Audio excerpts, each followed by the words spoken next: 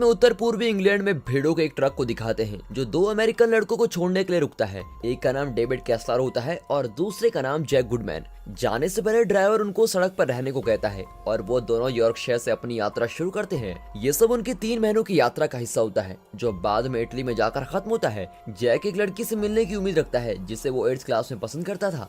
अब जैसे ही रात होना शुरू होती है, दोनों दोस्त आराम करने और डिनर करने के लिए एक छोटे से गांव में रुकने का फैसला करते हैं।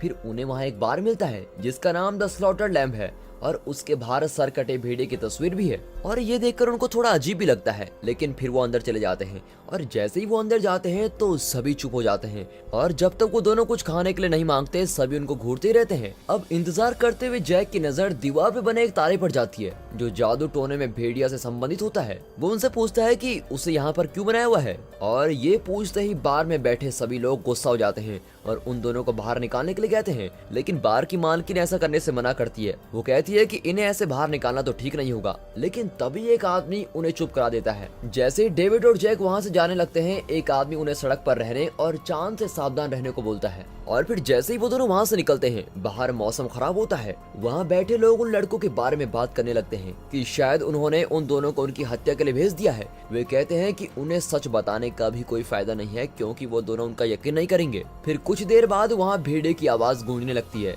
और बार की मालकिन उन लोगों से कहती है कि उनको वापस बुला दो, लेकिन ये ऐसा दिखाते हैं कि जैसे इन्होंने कुछ सुना ही नहीं। और इस दौरान डेविड और जैक बारिश में घूमते हुए गलती से सड़क से दूर हो जाते हैं और अब उन्हें भी भेड़िए की आवाज सुनाई देने लगती है और वो वापस जाने की कोशिश करते हैं, लेकिन उन्हें एहसास होता है कि वो गुम हो चुके हैं।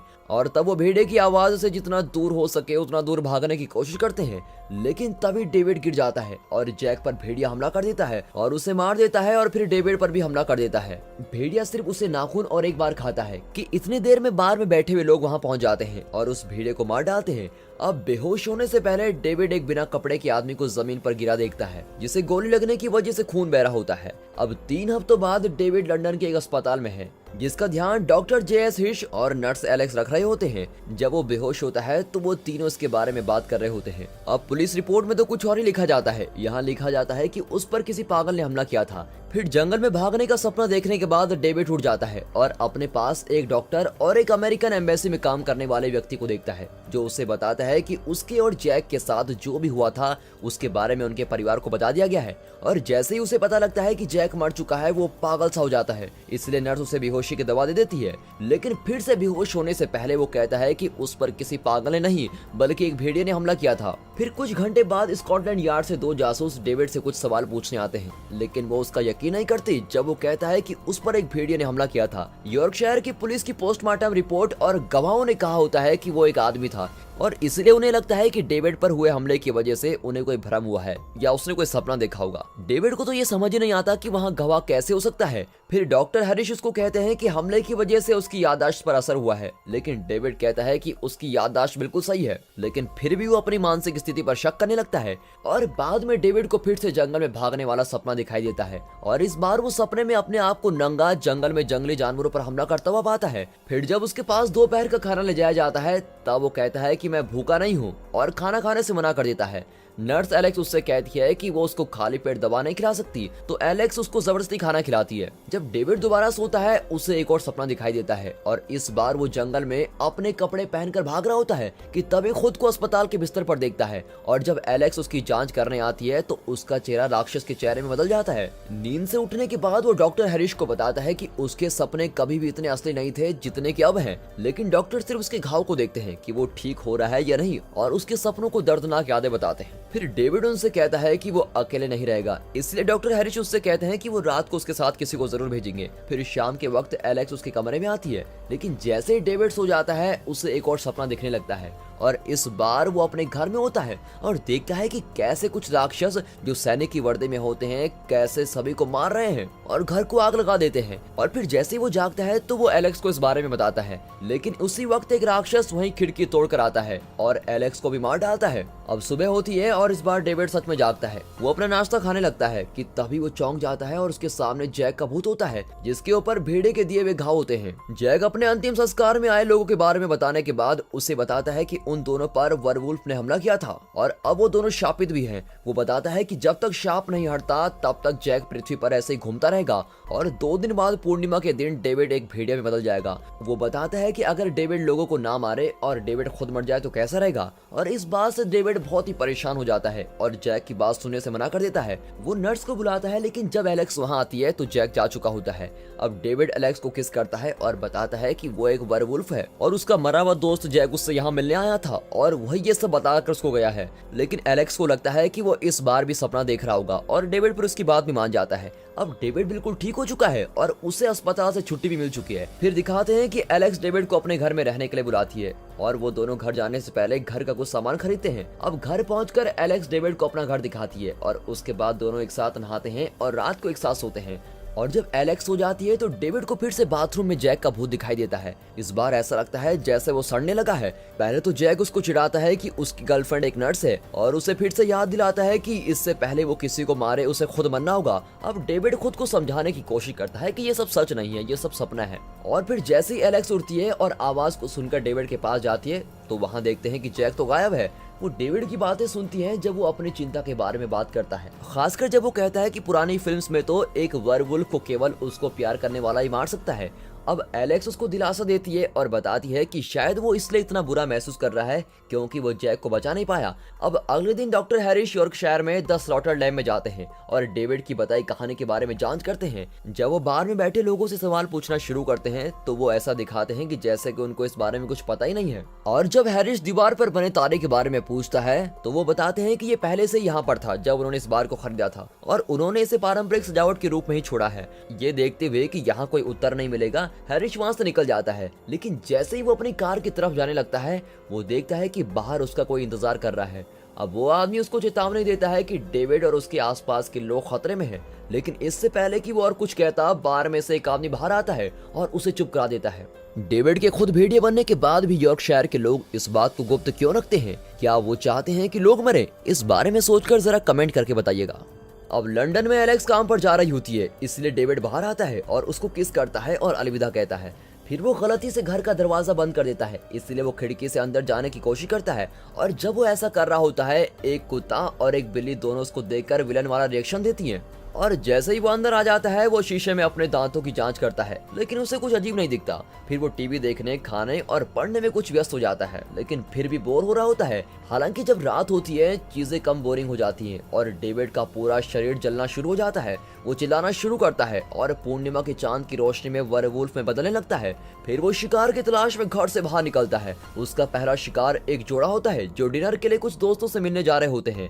डेविड उन्हें बगीचे में पकड़ता है और वहीं मार डालता है। अब बाहर शोर सुनकर घर का मालिक बाहर आता है और भेड़े के जाने के ठीक बाद लाशों को बाहर पाता है। और इस दौरान अस्पताल में हैरिस को डेविड की चिंता हो रही होती है कि वो पता नहीं क्या कर रहा होगा, इसलिए वो एलेक्स को घर पर कॉल करने के लिए कहता है। लेकिन जब कोई फोन नहीं उठाता तो हैरिस एलेक्स को यॉर्कशायर में हुई सारी बातें बताता है। इसीलिए इस सब का एक ही मतलब निकलता है कि पूरा समाज हमसे कुछ छुपा रहा है कि वहाँ कुछ तो हुआ है। अब हैरिस का मानना है कि ये सामूहिक उन्माद है और अगर उस सिटी के बाकी सभी लोग मानते हैं कि ये एक वरवुल्फ का काम था तो जाहिर सी बात है कि सदमे से गुजरने के बाद डेविड का दिमाग भी इस बात पर विश्वास करेगा।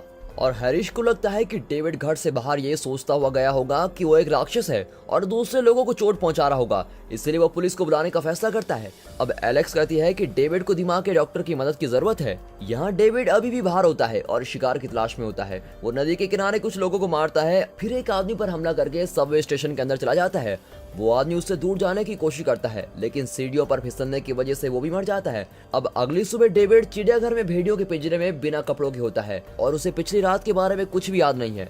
भेड़िए उसे कुछ नहीं कहते, इसलिए वो आसानी से पिंजरे से भाग जाता है और जाकर झाड़ियों में छुप जाता है। पहले वो खुद को ढकने के लिए एक बच्चे से गुब्बारे चुराता है और इधर उधर भागता रहता है। फिर वो एक बेंच से एक महिला का कोट चुराता है। अब कोट पहनने के बाद वो घर वापस जाने के लिए बस लेता है और रास्ते में लोग उसको बड़ी अजीब तरीके से देख रहे होते हैं। इसी बीच में डॉक्टर हैरिस एलेक्स को कॉल करते हैं और पूछते हैं कि उसे डेविड के बारे में कुछ पता लगा, लेकिन उसने भी डेविड को कहीं नहीं देखा होता है। अब ये सुनकर हैरिस अखबार लेने जाता है जिसमें पिछली रात को हुई सभी मौतों के बारे में लिखा होता है। जब डेविड वापस घर आता है तो एलेक्स उसको देखकर राहत महसूस करती है। डेविड उसको सारी बात बताता है, लेकिन एलेक्स को चिड़ियाघर में जागने की उसकी कहानी के अलावा कुछ भी अजीब नहीं लगता। जब डॉक्टर हैरिस फिर से एलेक्स को कॉल करते हैं, वो हैरिस को बताती है कि डेविड वापस आ गया है और वो थोड़ा सा परेशान है और बहुत ही थोड़ा उत्सुक है, लेकिन पागल नहीं है। वास्तव में वो बहुत ही स्पष्टवादी है। हैरिस उसे खबर के बारे में नहीं बताता और उसे डेविड को अस्पताल में लाने के लिए कहता है ताकि वो उसकी देखरेख में रह सके। फिर दोनों अस्पताल जाने के लिए टैक्सी लेते हैं और बातें कर रहे होते हैं कि तभी ड्राइवर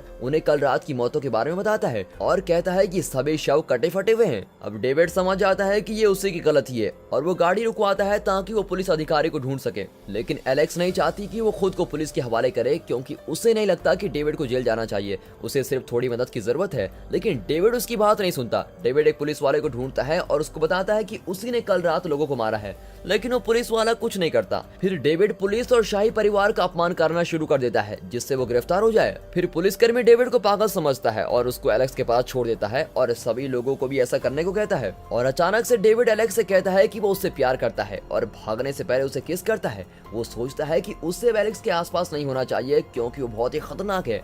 अब अस्पताल में हैरिस से मिलने जासूस फिर से आ जाते हैं और बताते हैं कि लैब की रिपोर्ट के हिसाब से हत्यारा कोई जानवर था। वो वादा करते हैं कि डेविड को ढूंढ लेंगे, लेकिन वो इस बात से भी इनकार कर देते हैं कि उसका इसमें कोई हाथ है। अब इस दौरान डेविड अपने परिवार को फोन मिलाता है और बताता है कि वो उनसे बहुत प्यार करता है और अब इस सब को खत्म करने के लिए चाकू का इस्तेमाल करता है, लेकिन वो ऐसा नहीं कर पाता। अपने अगले कदम के बारे में सोचते हुए उसे जैक का भूत एक एडल्ट मूवी थिएटर के बाहर दिखाई देता है जो उसे थिएटर के अंदर बुलाता है। अब डेविड उसके पीछे जाता है और जैक कमरे के पीछे बैठा होता है और अपने नए भूत दोस्तों का उससे परिचय कराने से पहले कहता है कि मैंने तुमको वार्निंग दी थी और तुम्हें कहा था।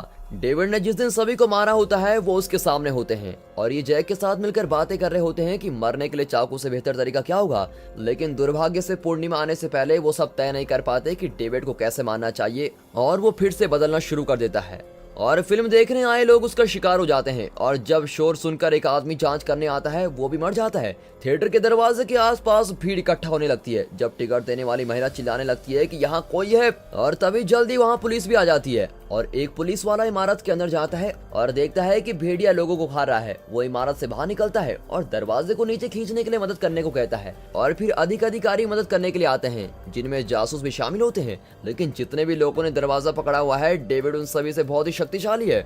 भेड़िया दरवाजा तोड़ देता है और जासूस को मार के वहां से भागने लगता है, जिस वजह से बीच रास्ते में बहुत सारी कार्स एक दूसरे से टकरा जाती है। अब अस्पताल में हैरिस इस घटना के बारे में सुनता है और एलेक्स को बताता है जो फटाफट डेविड की मदद करने के लिए दौड़ती है। वो फिर पुलिस का पीछा करके उसको ढूंढती है जिन्होंने भेड़िए को एक गली में घेर लिया होता है। एलेक्स को अभी भी विश्वास होता है कि डेविड की वो मदद कर सकती है, इसलिए वो भेड़िए के करीब जाती है और उसे बताती है कि वो अभी भी उससे प्यार करती है। हालांकि इससे कोई फर्क नहीं पड़ता और डेविड उस पर झपट जाता है और पुलिस उसके हमला करने से पहले उसको गोली मार देती है। अब एलेक्स भेड़िया को वापस इंसानी रूप में लौटते हुए देखती है और वो जमीन पर ही नंगा मर जाता है। और दोस्तों यहाँ पर ये मूवी खत्म होती है। तो दोस्तों आपको ये मूवी कैसे लगी? अगर मूवी अच्छी लगी हो तो वीडियो को एक लाइक और चैनल को सब्सक्राइब